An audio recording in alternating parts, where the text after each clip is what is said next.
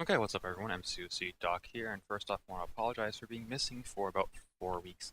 I just got really busy with class and schoolwork and that kind of stuff, but it was a lot of fun, so that's fine. So today what we're going to be doing is we're going to be taking up Dr. Voodoo to rank 5. Dr. Voodoo was the best choice for me based on my roster. I know I have champions like Spark and Iceman at R4 as well, but Dr. Voodoo has two main abilities that I think really set him apart from Quake and kind of work well with her to bring something new to the table. Those two being regen and power control. Quake doesn't have any sort of active power control, and that's what Voodoo really brings. And I really need that for someone like Hyperion. He also gives me another option for fighting Korg, and his poison damage over time is just exceptional. Other than Dark, I think other than Dr. Voodoo, like I said, Spark and Iceman are my other two choices. Spark does everything I need him to at R4 right now. He's really good, and I'm sure a lot of people will say, "Why didn't you choose him?" But he just does. I have never been the biggest fan of his fighting style in the world. Um, Voodoo I'm fine with just because he's a regular beat 'em up champion. For the most part, you have to pay attention to numbers in your combo and that kind of stuff. But and Iceman just isn't duped. I need to chase a little bit of prestige right now if I want to keep competing at the level I'm competing at, or if I want to move up in a level. Um, and once Iceman gets duped, R5. I'm 2/3. I'm half of the way to another tier 5 basic already, and that'll be my third. I'm not syncing him up just because I'm saving those. I have two Mystic 5-star Awakening Gems. I'm just showing those off real quick. We're not going to go over his abilities, and actually we're going to skip right into some gameplay. So first fight, this is a complete quest, and I've just cut out all of the loading screens and fight stuff in between, and I'm just going to be using Voodoo the entire time. This one's collected, second to last quest. First fight, Ebony Maw, and we're going to end up taking the spiked armor path, which is a really bad path to take in general. And Voodoo just survives the entire time because of his regen and that kind of stuff. So that's another reason. His regen is just exceptional. At the high sick level I have him at right now, 110 I think it is, I'm getting a really good amount of increased buff duration, so increased regen. I got tagged there. I don't really know how to fight Ebony Maw. I kind of just hit him, or if I'm not using Voodoo, I use Quake. Next up, Spider-Gwen. This is probably the worst of all the fights. I got class disadvantage. You can see spiked armor. For those of you who don't know, spiked armor is going to be reflecting damage back at me. 6% of the attacker's damage, or the defender's damage, or maybe it's 6% of the damage I do. I'm not 100% sure on that. I think it's 6% of the damage I do since it changed from 388 to 415. And obviously I'm going to get hit, which is going to hurt even more. But essentially I'm just going to play this out. Every time she gets those physical resist things, though, I can turn them into poison. So she's going to be dealing a lot more damage to her than she is to me. So basically, Voodoo just has to survive as long as he can, and his regen really helps him out with that. I end up mishit, she blocks, and she just goes down with the poison. I got through the entire quest, I think, with Voodoo. You can just see his health stays persistent. No potions used at all throughout them. I just cut out all the middle stuff because it was about 20 minutes of gameplay, and I was able to cut it down to about 8, since my phone has such a long loading times on Android. But I've had Voodoo at R5 for. I recorded the actual rank up a while ago, and I've been using him just like getting gameplay like this and practicing, and I've actually really enjoyed him. He's just been absolutely exceptional. He is now. I used to rotate between him and Spark as to who I'd bring to war, and I'd always have Quake and Iceman. But now I've decided to just bring Voodoo all the time, just because he's the higher rank. He's going to do a lot more for me. And actually, I got a chance just yesterday to bring him in against a champion boss, and because I was also backup for that war with first crack at champion, I was able to bring in a lot of synergies to help out Dr. Voodoo as well, and we'll show that at the very end. Right now, Angela, you can't turn all of those into poison. Normally you can turn every single buff into poison. You can't turn all those just because of Angela's ability.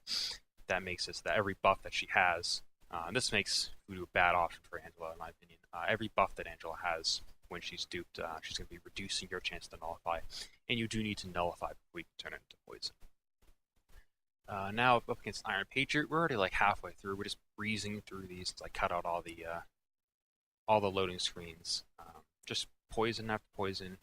We're back up to 88%. I believe I was down to 50%, maybe below that at one point, and we're just cruising right through them and just regenning up. I believe with when Brother Voodoo starts on me, or Brother Daniel starts on me, I believe I can heal up to 25% at the beginning of a fight.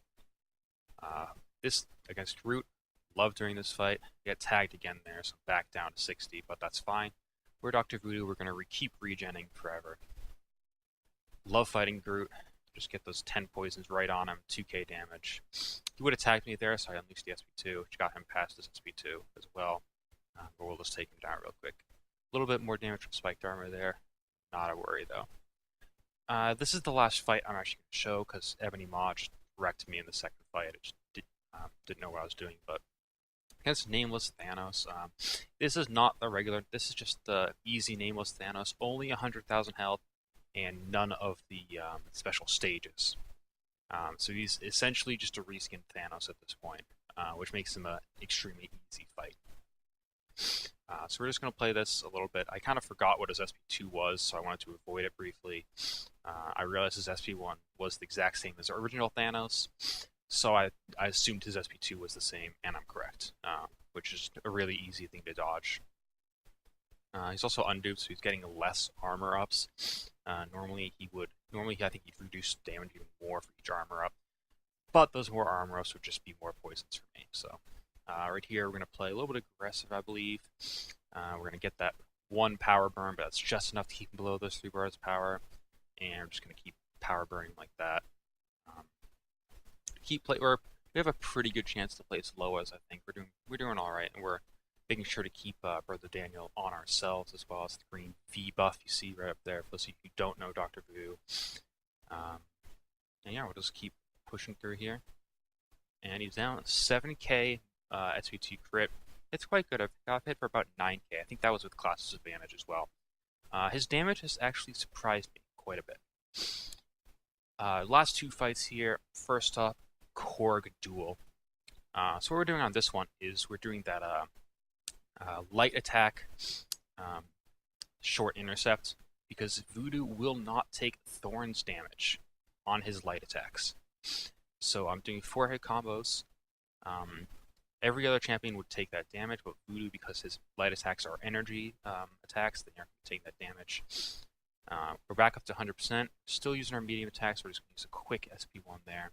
Still doesn't get rid of all of them. Almost had that evade. I love landing that evade. Another just quick intercept there. I love those quick backdraft light intercepts. Absolutely my favorite. So all right. After this loads, I think I accidentally left this loading in. One more fight here, and it's going to be that champion boss I was talking about before. R4 only, so his health isn't nearly as much as some other fights that I've done. What really made me realize that Voodoo was the best option for the champion was actually a couple wars before this. It took me 2 tries to take him out with an R4 Voodoo, but that was against an R5 champion.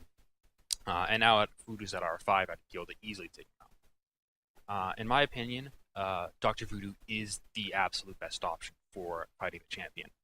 The champion is not poison immune, and he gains a lot of buffs. Because of that, he's just absolute food for Voodoo's poisons, and you can just chip him down so quickly, and you can do so much damage. A lot of other characters with timeout on this fight. I believe we do it in under 50 hits. So, just to give you an idea of how much that poison damage over time can really do. For those of you who don't know the champion, every 13 seconds he's going to be gaining a persistent charge. And when he has 3 or more persistent charges, then he's going to be gaining Unstoppable every 13 seconds, instead of just gaining the Fury like you saw there. However, if I nullify that Fury, or if I hit 20 hits in my combo meter, he's going to be losing persistent charges. So as long as we keep playing aggressive, we missed the nullifying the fury there. So I think he only gains unstoppable one time in his entire fight. And one thing about his unstoppable is that he's not only unstoppable to basic attacks, not to specials. So we just hit him with a quick SP1 there. Just intercept him with that. And he's pretty much almost done. Only used up about half the time in the time bank right now. 48. We try to back away from here, get tagged quickly, and he's down about a minute 45 taken up. So that's Dr. Voodoo. Absolutely my favorite. Definitely worth the rank up. So yeah, that's pretty much it. Hopefully you enjoyed. Thanks for watching. Again, sorry for being gone for 4 weeks. But I had some stuff to take care of, and everything went well. So yeah, thanks for watching. I have a lot of some more stuff in the future.